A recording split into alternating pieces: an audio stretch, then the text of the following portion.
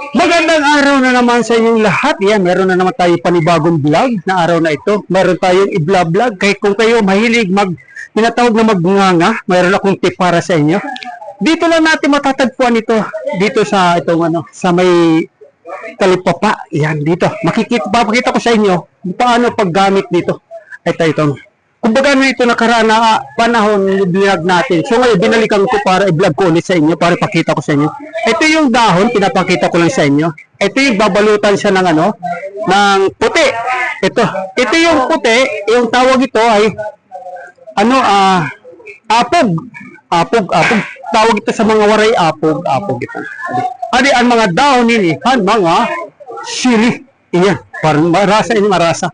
At tapos pan usa, di tabako. Ini, pakita ko ini ha. Ini, na akong pinakita na adlaw niya, na akong vlog, about ito sa mga nagkakaedad na, di ba? Pag yung mahilig ka magnganga talaga, ang ngipin mo patitibayin dahil lang dito sa kumbaga malaki ang tulong ito sa sa dahon, at saka yung sa pinakita ko sa inyo, yung apog at saka yung tabako. So ngayon, sa mga mahilig maghihilig na magnganga, mayroon pa tayong tinatawag na kaparis, bunga. Ayan, itong bunga. Ha, nakikita nyo. Bunga.